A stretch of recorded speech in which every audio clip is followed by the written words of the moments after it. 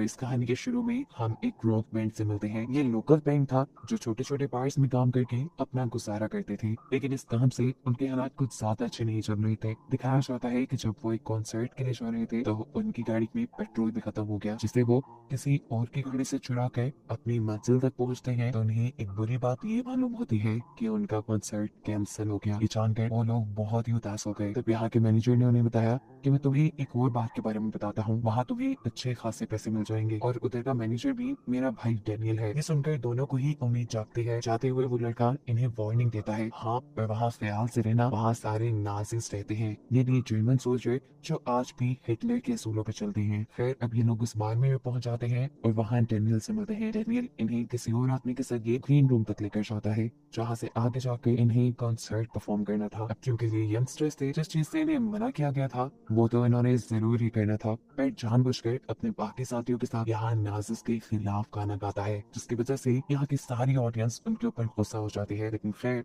उनकी किस्मत अच्छी थी कि यहाँ उन्हें किसी ने कुछ नहीं कहा। कॉन्सर्ट के खत्म होने पर इन्हें पैसे भी मिल गए और ये बस यहाँ से जाने ही वाले थे कि सैम को पता चला कि उसका मोबाइल तो ग्रीन रूम में ही रह गया है। बट उस मोबाइल को लेने के लिए जाता है, जहाँ ग्रीन रूम में जाते ही उसके होश उड़ते जमीन पे पड़ी हुई एक लाश देखकर। ये जिस लड़की की लाश थी उसकी दोस्त भी यहीं खड़ी हुई थी, जो रोते हुए पेट से कहती है, प्लीज पुलिस को कॉल करो, मेरी मदद करो। पेट भी उसकी मदद करना चाहता था, इसलिए फोन उठाकर वो जल्दी से रूम से बाहर निकलता है। लेकिन तभी पीछे से उसे गैंगस्टर्स पकड़ लेते हैं। लेकिन उससे पहले ही वो पुलिस को कॉल कर चुका था। हर सिचुएशन को संभालने के लिए अब गैंगस्टर्स इन सबको पकड़कर ग्रीन रूम में बंद कर देते हैं। वो जानते थे कि पुलिस ने तो यहाँ आना ही है। इस मर्डर को छुपाने के लिए उन्होंने बाहर जानबूझकर तो लड़कों के दरमियान में लड़ाई करवाई, ताकि पुलिस को लगे कि इसी लड़ाई के लिए उन्हें यहाँ बुलाया गया था। गैंगस्टर्स का प्लान सही काम भी करता है और वो लोग पुलिस को डिस्ट्रैक्ट करने में कामयाब भी हो जाते हैं। लेकिन अब सबसे बुरा यह हुआ था कि किसी के किए हुए गुनाह में ये चारों फंस चुके थे। इस सब के दौरान हम देखते हैं कि इस बार का ऑनर जो कि इन सब का बॉस था वो भी यहाँ आ चुका था और उसे यहाँ पर होने वाले मर्डर के बारे में पहले से ही पता था। असल में इस लड़की का मर्डर और यहाँ पर जो कुछ भी हुआ था वो सब उसी के ऑर्डर पे हुआ था। अब बॉस यहाँ आ गए, किसी से भी बिना कुछ कहे सबसे पहले इन रॉक बैंड की कार को चेक करता है, जहाँ उसे पेट्रोल चोरी करने का सामान मिला। ये देखने के बाद बॉस अपने आदमी को ऑर्डर देता है कि जिन दोनों ने उस लड़की का मर्डर किया था उन्हें इस मर्डर साइट से कहीं भेज दो। ये बात बताने के लिए जैसे ही बॉस का असिस्टेंट स्क्रीन रूम तक आया तो उन दोनों आदमियों के साथ ये चारों भी चालाकी से यहाँ से निकलने की कोशिश करने लगे। लेकिन गन पॉइंट पे इन गैंगस्टर्स ने इन चारों को यहीं पर रोक दिया। एम्बर जो कि मरने वाली लड़की की दोस्त थी वो इन सबको बताती है, तुम्हें यहाँ इसलिए रोका जा रहा है ताकि ये सब तुम्हें मार दें, क्योंकि तुम्हें इनका राज पता चल गया है, ऐसे तुम्हें जाने नहीं देंगे। इस चीज का यकीन तो इन चारों को भी हो चला था। ये लोग यहाँ से भागना चाहते थे, लेकिन जिस गार्ड के हाथ में गन थी वो उन्हें ऐसा करने से रोक रहा था। फिर इतनी देर में इनके रूम के बाहर आ जाता है बॉस, जो कि यहाँ गार्ड को दरवाजा खोलने को कहता है। ये लोग समझ गए कि बस इनका मरने का वक्त करीब है। ये जानते थे कि अगर दरवाजा खुला तो ये मर जाएंगे, इसलिए अपनी जान बचाने के लिए ये चारों मिलकर गार्ड के ऊपर हमला कर देते हैं। पेट उसे काबू में करता है, जबकि उसका दूसरा साथी उसके हाथ से गन छीनने में कामयाब हो चुका था। बाहर से बॉस बार बार नॉक कर रहा था, लेकिन ये लोग दरवाजा नहीं खोल रहे थे। तंग आकर वो यहाँ से चला गया। वो भी अब जानता था कि इन्हें यहाँ से निकालने के लिए उसे कोई और ही हरबा चलाना पड़ेगा, जिसके लिए सबसे पहले उसने अपने बार में मौजूद सभी लोगों को यहाँ से बाहर निकाल दिया। इतनी देर में हमने देखा कि यहाँ पर डैनियल भी आ गया, वही लड़का जो इन्हें सबसे पहले इस बार में मिला था। जबकि रूम के अंदर से ये पूरा ग्रुप यहाँ से निकलने का कोई खुफिया रास्ता ढूंढ रहे थे, और ऐसा करते हुए ही उनके एक साथी को फ्लोर के नीचे एक बंकर मिलता है। इससे पहले कि ये लोग इस बंकर को खोलकर इसके अंदर चले जाते, दरवाजे के बाहर दोबारा से बॉस आ गए, जिसने इनको बातों में लगाना शुरू किया। वो कहता है कि तुम्हारे पास जो गन है वो शराफत से मुझे दे दो, क्योंकि इस गन से उस लड़की का मर्डर हुआ है, और अगर तुमने मुझे ना दी, एक तो तुम बगैर लाइसेंस गन के चक्कर में फंस जाओगे, और दूसरा मैं तुम्हें इस लड़की के मर्डर के इल्जाम में फंसा दूंगा। ये सुनकर ये लोग भी डर गए और पेट अब दरवाजा खोल के वो गन बॉस को बाहर देने के लिए जाता है। एम्बर जो ऊपर रूम की वेंटिलेशन पर खड़ी बाहर की सारी सिचुएशन देख रही थी, वो देखते हैं कि बॉस के साथ लोग इन लोगों को मारने के लिए खड़े हैं, जो इनके दरवाजा खोलने के इंतजार में है। इससे पहले कि वो कुछ बताती, ये लोग गन के साथ पेट का हाथ भी पकड़ चुके थे, वो उसे खींच रहे थे, लेकिन यहाँ उसके बाकी साथी उसे बचाने लगते हैं और किसी तरह उसके हाथ को अंदर करके ये दरवाजा बंद करने में कामयाब भी हो जाते हैं। लेकिन इस सब के अंदर पेट का हाथ बुरी तरह कट चुका था और वो तड़प रहा था। इनके दरवाजा बंद करते ही वो गार्ड जिसको इन्होंने काबू किया हुआ था वो भी इन्हीं के ऊपर हमला करने वाला था, जिसके हमले से बचने के लिए एम्बर उसी के ऊपर हमला करते हैं। वो उसकी गर्दन पे चाकू रख चुकी थी और गलती से ये चाकू चल गया और एम्बर के हाथ से उस गार्ड का मर्डर हो गया। ये लोग पैनिक तो हुए, लेकिन कहीं ना कहीं ये लोग इस सिचुएशन के लिए पहले से तैयार हो गए थे, क्योंकि ये जानते थे यहाँ किसी न किसी को तो मरना ही है। खैर, ये करने के बाद बॉस भी कमरे के बाहर से जा चुके थे। ये लोग दोबारा अपने मिशन पे इन्हें यहाँ से निकलने का रास्ता ढूंढने में लग गए। इन्हें जो फ्लोर के नीचे बंकर मिला था, ये लोग उसमें जाने का फैसला करते हैं। इन्हें उम्मीद थी वहां से इन्हें बाहर जाने का कोई रास्ता मिल ही जाएगा, लेकिन जैसे ही ये लोग नीचे गए तो इन लोगों के होश ही उड़ गए ये देखकर कि ये जगह एक पूरी लैब थी जिसके अंदर ड्रग्स बनाई जा रही थी। और असल में वो गैंगस्टर, वो बॉस अपने इसी बिजनेस को छुपाने के लिए तो चाह रहा था कि पुलिस यहाँ ना आए। ये बात वो समझ जाते हैं। बाहर बॉस से अब डेनियल मिलता है। बॉस डेनियल को ये काम देते हैं कि जाओ जाकर उस रॉक पेंट को उस कमरे से बाहर निकालो। डेनियल सवाल करता है कि आखिर वो उस रूम में है क्यों। जवाब में बॉस उससे झूठ बोल देते हैं कि उन्होंने हमारी साथी का मर्डर कर दिया है। ये सुनकर डेनियल को भी गुस्सा आ गया। गुस्से में वो इन सबको मारने का फैसला कर लेता है, लेकिन यहाँ बॉस उसे मना कर देते हैं। कहते हैं मारना नहीं है उन्हें, बस बाहर निकालना है। अंदर उस ग्रुप को दिखाया जाता है जो यहाँ से बाहर निकलने की हर कोशिश कर चुका था, लेकिन किसी भी तरह से कामयाब नहीं हुआ। तो अब इनके पास एक ही रास्ता था कि ये लोग दरवाजा खोलकर ही बाहर निकलेंगे। जैसे ही ये लोग बाहर निकले तो बॉस के असिस्टेंट ने उनके ऊपर डॉग्स छोड़ दिए और ये डॉग सबसे पहले उनके एक साथी के ऊपर हमला करके उसे मार देता है, जिसके बाद यही डॉग एम्बर के ऊपर भी हमला करता है। लेकिन एम्बर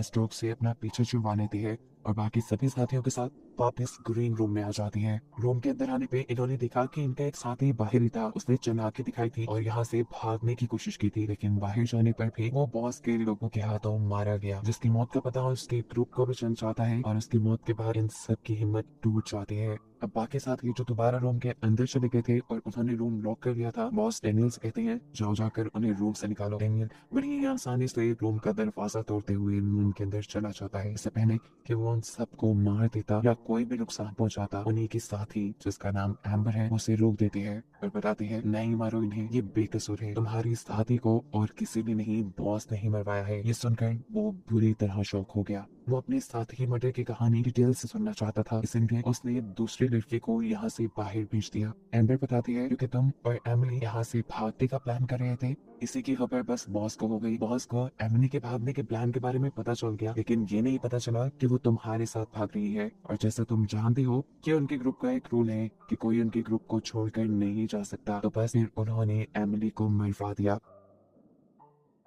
असल में बॉस को डर भी था कि अगर कोई ग्रुप का मेंबर उनके ग्रुप को छोड़कर जाएगा तो वो आगे के लिए उनके लिए मुसीबत साबित हो सकता है। अभी तक किसी को ये बात मालूम नहीं थी कि एमिली डेनियल के साथ भागने वाली थी। यहाँ डेनियल जब अपने दूसरे साथी को बाहर भेजता है तो उसे देखकर बॉस समझ गया कि अंदर कुछ खिचड़ी पक रही है। वो अंदर जाकर इंटरफेयर नहीं करता, बल्कि बाहर से ही डेनियल की कार चेक करता है, जिसे चेक करने पर उसे कार की डिक्की में डेनियल का सामान और साथ ही साथ उसके साथी का सामान और उनकी एक पिक्चर मिली, जिसे देखकर वो समझ गया कि उस लड़की को भगाने वाला और कोई नहीं बल्कि डेनियल ही था। और अब वो डेनियल की भी जान के पीछे पड़ गया। जबकि दूसरी तरफ ग्रीन रूम के अंदर डेनियल ने यह फैसला कर लिया था कि वो सब लोगों को यहाँ से जिंदा सलामत बाहर निकालने का, लेकिन जैसे ही वो बाहर निकलने लगा तो अपने ही लोगों के हाथों मारा गया, क्योंकि उसे ये बात नहीं मालूम थी कि बॉस सब सच जानते हैं और अब वो उसकी भी जान के पीछे हैं। बाहर जो ये निकल ही गए थे, ये लोग हिम्मत करते हैं आगे बढ़ने की, लेकिन अफसोस कि गैंगस्टर्स के लोग इनके ऊपर फायरिंग कर देते हैं, जिसके चलते सैम भी मारी जाती है। अब बचे थे पेट और एम्बर, जो दोनों डरते हुए दोबारा ग्रीन रूम के अंदर आ गए। वो बहुत ही ज्यादा डरे हुए थे, नहीं जानते थे कि उन्हें अब क्या करना है। बॉस भी अब दरवाजा खुलवाने की या उन्हें बाहर निकालने की कोशिश नहीं करते, बल्कि वहां पर अपना डॉग छोड़कर चले जाते हैं। यहाँ सिचुएशन इनके लिए थोड़ी सी कंट्रोल में आई थी। पैट जो कि बहुत ही टैलेंटेड था, वो अजीबोगरीब आवाजें निकाल कर डॉग को डराकर यहाँ से दूर भेज देता है। और फिर वो जो दो आदमी बॉस ने यहाँ इनको गार्ड करने के लिए छोड़े थे, पेट उन्हें भी उन्हीं की गन से मार देता है। दोनों गार्ड्स को मरा हुआ देखकर नीचे से बॉस का असिस्टेंट निकल कर आया, जो उन गार्ड्स को मरा देखकर और पेट के हाथ में गन देखकर पूरी तरह डर गया। वो जानता था कि पेट अब उसे मार देगा, लेकिन पेट ने उसे मारा नहीं, क्योंकि अब इसी से तो उन्होंने बॉस का पूरा प्लान सुनना था। असल में बॉस का ड्रग बनाने और स्मगल करने का बिजनेस था, इसलिए वो नहीं चाहता था कि पुलिस यहाँ पर आकर सबको पकड़े। और क्योंकि इस रॉक बैंड को भी बॉस की सारी हकीकत पता चल चुकी थी, तो अब वो उनको भी जिंदा नहीं छोड़ना चाहता था। उसे इस ग्रुप को मारना भी कुछ इस तरह था कि किसी को उस पर शक भी ना हो। बॉस का असिस्टेंट बताता है इसलिए तो उन्होंने तुम्हारी कार और तुम्हारी पेट्रोल चुराने वाली किट को अपने घर के बाहर छोड़ दिया और सबको उसने डॉग्स के हाथों मरवाने की इसलिए कोशिश की ताकि पुलिस को लगे कि ये लोग पेट्रोल चुराने आए थे, जिसके चलते डॉग्स ने उन पर हमला किया और वो मारे गए। बॉस ने सोचा था कि उसके बाद वो सभी लोगों की लाशों को भी अपने घर के बाहर रख देगा। उसका ये प्लान काफी हद तक काम भी कर चुका था, लेकिन इससे पहले कि उसका डॉग पेट और एम्बर को मारता, उन्होंने सारा प्लान पता चलवा लिया और फिर बॉस के ये सिस्टम को लेकर उसके घर के बाहर चले गए। वो यहाँ आकर उसको मार भी सकते थे क्योंकि उनका मकसद पूरा हो गया था, लेकिन वो उसे अभी भी नहीं मारते। एम्बर उसे इस शर्त पे छोड़ देती है कि तुम जाओगे और जाकर पुलिस को ये सारी कहानी बताओगे। इतने में ही बॉस के कुछ लोग भी उन दोनों को यहाँ सेंस कर लेते हैं। वो उन्हें मारने के लिए ही आगे बढ़ रहे थे, लेकिन यहाँ एम्बर ने अपनी गन चलाते हुए उन दोनों को मार दिया। गोलियों की आवाज सुनकर बॉस भी घर से बाहर निकली। इन्हें देखते ही वो अपनी पिस्टल निकाल कर इनको शूट करने वाले थे, लेकिन एम्बर उससे पहले ही उसी को शूट करके मार देती है, जिसके बाद दिखाया जाता है कि अब पेट और एम्बर ही जिंदा बचे थे जो यहाँ पुलिस का इंतजार कर रहे थे। इन्हें अपने साथियों के मरने का दुख था। दोनों खामोश थे और इन्हीं को दिखाते हुए ये कहानी यहाँ खत्म हो जाती है।